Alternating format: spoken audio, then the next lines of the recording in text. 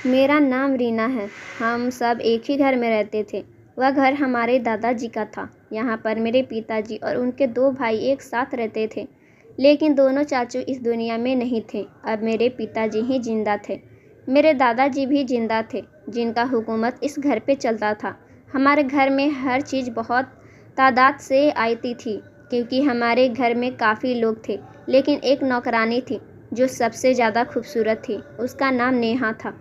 वह कहती थी कि मेरा असली नाम सुनीता है, लेकिन सुनीता नाम मुझे पसंद नहीं है, इसलिए मैंने अपना नाम बदलकर नेहा रख लिया। मेरे जैसे हसीन लड़की का नाम नेहा ही होना चाहिए था। वह एक नौकरानी, लेकिन तेवर महारानियों जैसे थे। नेहा बहुत ज़्यादा बिगड़ी हुई थी और उसके पीछे मेरे दादाजी का हाथ था।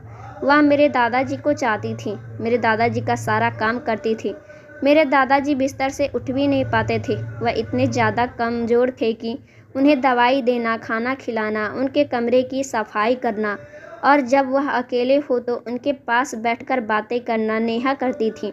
मेरे चाचू इस दुनिया में नहीं थे, लेकिन उनके बच्चे थे और मेरे कोई भाई नहीं था। इसलिए पिताजी को फिक्र सताती थी कि दादाजी की सारी दौलत इन लोगों में न बट जाए और मेरे पिताजी को कुछ भी न मिले, और जो मिले हम दोनों बहनों की शादी में लग जाए।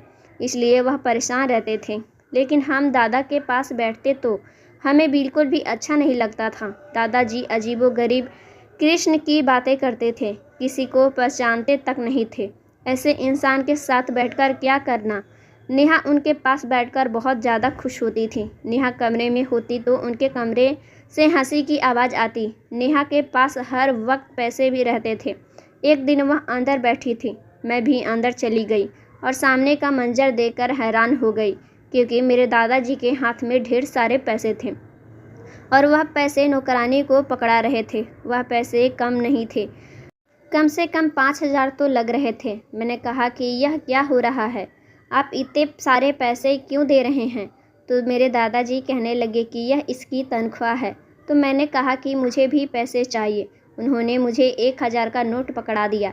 मैंने कहा 1,000 में क्या ही आता है, नौकरानी को 5,000 दे रहे हैं, बाकी उनकी तनख्वाह 5,000 तो नहीं थी और अपनी पोती के सिर्फ 1,000। इतना कहकर गुस्से में मैं बाहर आ गई और अपने पिताजी से टकरा गई। वह मुझसे पूछने लगे, कहाँ से बौखलाई हुई आ रही हो और तुम्हारा ध्यान कहाँ है? मैंने उन्हें सारी बात बताई तो वह हैरान रह गए और पूछने लगे, ठीक है, तुमने उनको पैसे देते हुए देखा था? तो मैंने कहा, हाँ, मैंने खुद अपनी आंखों से देखा है। तो पिताजी ने कहा कि पहली बात तो यह है कि उसकी तनख्वाह का वक्त नहीं आया है। 15 तारीख को महीना होता है और बीच में हम किसी को भी पैसे नहीं देते। और दूसरी बात कि नेहा की हर महीने की तनख्वाह मैं उसे देता हूँ, जो कि सिर्फ 1,500 है। तो फिर पिताजी ने इसे 5,000 क्यों दिए? मेरे पिताजी तो गुस्से में आ गए और दादाजी के कमरे में चले गए। मैं भी उनकी बातें सुनने लगी। दादाजी ने कहा कि इसे बेचारी के घर में कोई मसला था, इसकी माँ बीमार थी, तो मैं इसे पैसे दे दिया। तुम्हारी बेटी तो बड़ी जासूस है, हमारे कमरे में आकर जासूसी करके चली गई और घर में फसाद बना दिया। किसी गरीब को कुछ पैसे दे दिया तो क्या हो जाएगा? मैं बिस्तर पर पड़ा हूँ, मरते मरते कोई नेक कर जाऊँगा। तुम लोग को क्या परेशानी है? तुम लोग क्या चाहते हो कि यह पैसा भी तुम लोगों के मुंह में चला जाए? तुम लोगों का मुझे क्या फ़ायदा है? जब मुझे ज़रूरत होती है, जब मुझे किसी से बात करना होता है, ना तो तुम लोग मेरे पास बैठते हो या ना तुम्हारे बच्चे। तो मैं क्या करूं? पिताजी तो शर्मिंदा ही हो गए। मुझे कहा, अगर दादाजी के कमरे में आएगी तो इधर उधर की बातें मत करना। पिताजी बहुत परेशान लग रहे थे और गुस्से में भी, क्योंकि उनकी बेइज्जती हो चुकी थी और वह सीधा अपने कमरे में चले गए। कुछ दिन बाद पिताजी ने मुझे एक और खबर सुनाई, जिसे सुनकर मैं और भी ज़्यादा हैरान रह गई। पिताजी ने मुझे कहा, तुम्हें एक बात बतानी है और उसके बाद से तुम इस घर में बहुत ज़्यादा ध्यान देना। मैंने कहा, ठीक है। पिताजी ने मुझे बताया कि नेहा ज़रूर कोई चाल चल रही है, क्योंकि कल ही मुझे एक मेडिकल पर उसका भाई मिला जो अपनी दवाई लेने आया था और मैंने उससे पूछा कि तुम्हारी माँ बीमार थी, अब कैसी है? तो वह मुझसे कहने लगा, आप कैसी बातें कर रहे हैं? मेरी माँ को गुजरे हुए तो 5 साल हो गया है। यह बात सुनकर मैं परेशान हो गया। उसने दादाजी से अपनी माँ की बीमारी की झूठ बोला जबकि उसकी माँ तो इस दुनिया में है ही नहीं। पिताजी ने कहा कि यह लड़की बहुत चालाक है, इसलिए मैं तुम्हें यह सब सौंपता हूँ, तुम उसके ऊपर नज़र रखा करो। एक दिन मेरी एक दोस्त मेरे घर आई।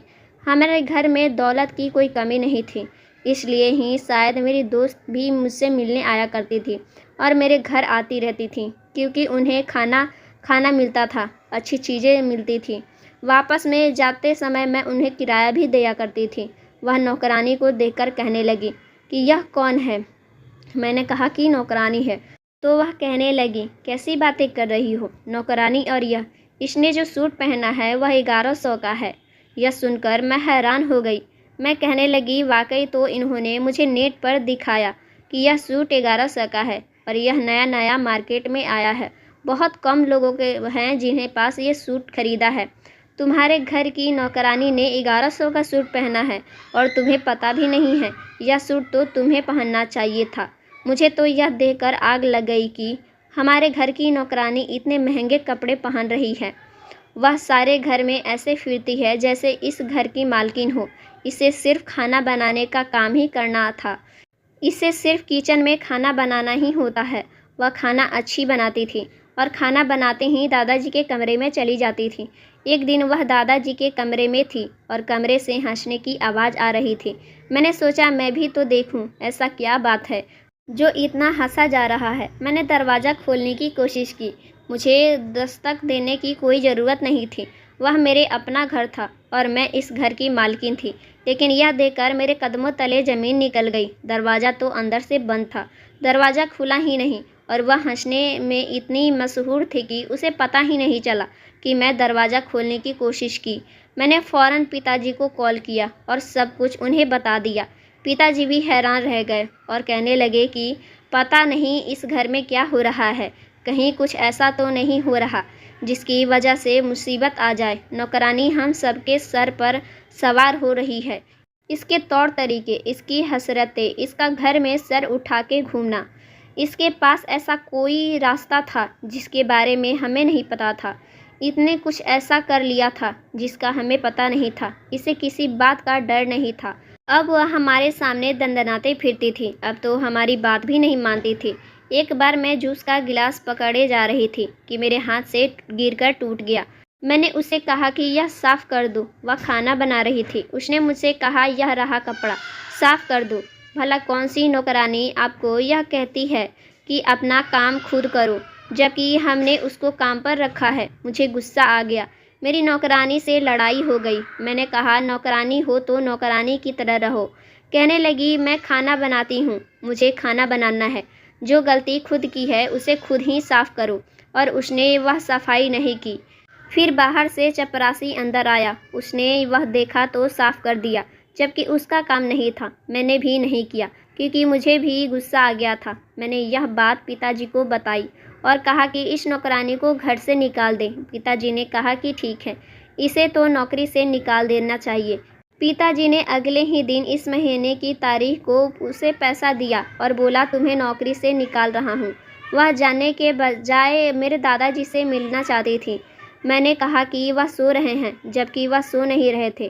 कहने लगी, अच्छा, मेरी कोई सामान अंदर पड़ा है। मैंने कहा कि मुझे बताओ क्या चाहिए, मैं तुम्हें लाकर दे देती हूँ। वह हर तरह से कोशिश कर रही थी कि वह उस कमरे में जाए, लेकिन हम माँ बेटी उसे जाने नहीं दिए। हमने कहा, अपना सामान उठाओ और यहाँ से चली जाओ, और फिर वह चली गई।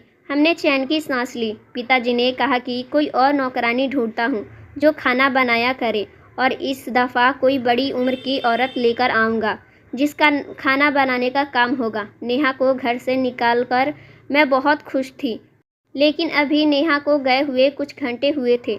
रात हुई और दादाजी की तबीयत बहुत ज़्यादा ख़राब हो गई। पिताजी ने कहा, शायद इनका वक्त आ गया है, जल्दी जल्दी आ जाओ। सब दादाजी के पास पहुंच गए। उनके सिरहाने बैठे थे। वह काफ़ी देर से बुरी तरह से रो रहे थे, जैसे कि उन्हें बहुत दर्द हो रहा हो। डॉक्टर को भी बुलाया गया था। चाचू के बच्चे भी आ गए थे। मेरे दादा को चारपाई पर ही नींद आती थी। उन्होंने जबान खोली तो कमरे के सारे लोग हैरान रह गए, क्योंकि उन्होंने कहा कि नेहा कहाँ है। वह बार बार यही पूछ रहे थे। तो पिताजी ने कहा कि मैं उसे काम से निकाल दिया। इतना ही कहा था कि मेरे दादाजी ने मेरे पिताजी की कलाई को जोर से पकड़ा और कहा, मुझे नेहा की ज़रूरत है। यह सुनकर सबने अपने कानों पर हाथ रख लिया।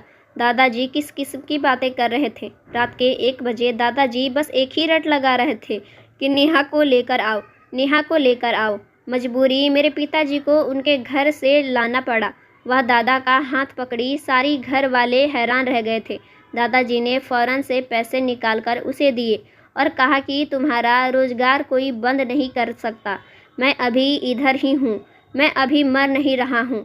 जो लोग चाहते हैं कि मैं मर जाऊँ तो वह लोग कान खोलकर सुन ले कि मैं अभी इस दुनिया से नहीं जाने वाला। पानी सर से गुजर चुका था। अब तो सब घर वालों को पता चल गया था कि इस घर में क्या हो रहा है। जो भी हो रहा है वह बिल्कुल अच्छा नहीं हो रहा था।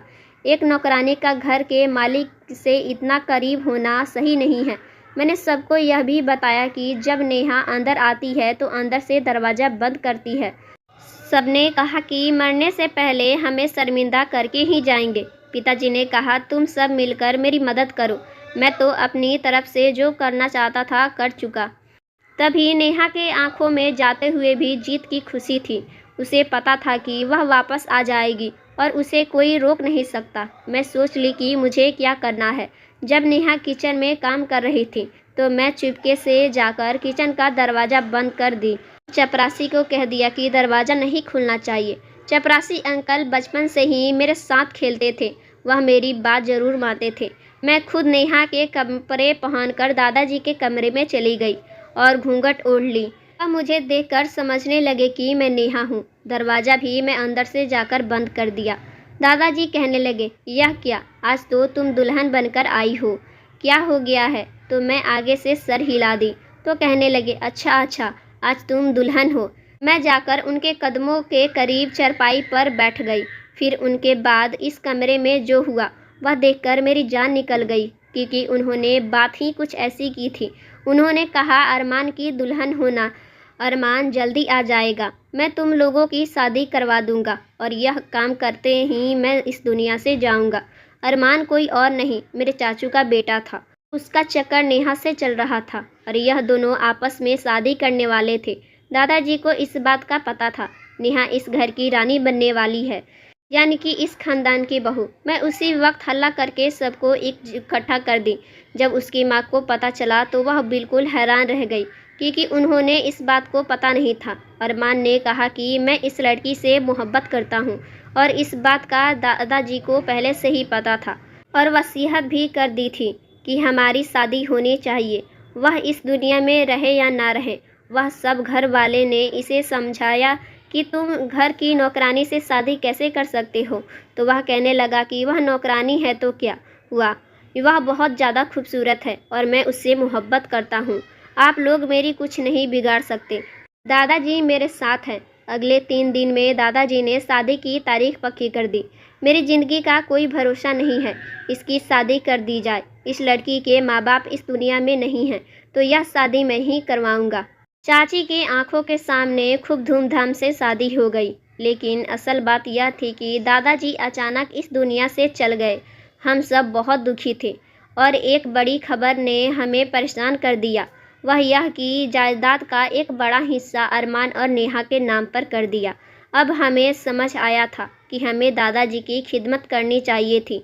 अगर हम उन्हें वक्त देते तो उनको किसी की ज़रूरत नहीं पड़ती।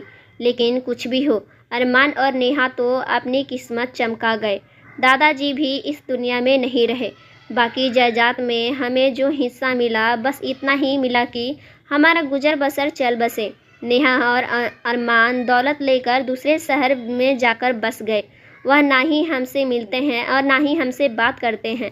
मेरे पिताजी की भी तबीयत खराब रहती है और वह इस कमरे में ही रहते हैं जहाँ पर दादाजी रहते थे।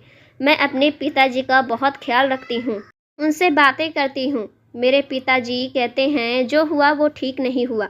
इस बात का दुख हमेशा रहेगा और हम सब खानदान को यह याद रहेगा कि खानदान में कोई नेहा नाम की लड़की आई थी जिसने हमें जलील करके छोड़ा था। दोस्तों, उम्मीद करती हूँ आपको हमारी कहानी पसंद आई होगी। कहानी पसंद आई है तो वीडियो को लाइक करें, चैनल पर नए हैं तो चैनल को सब्सक्राइब करें और हाँ, नोटिफिकेशन बेल को ज़रूर दबाएं ताकि अगली अपडेट सबसे पहले आपको मिले। So thanks.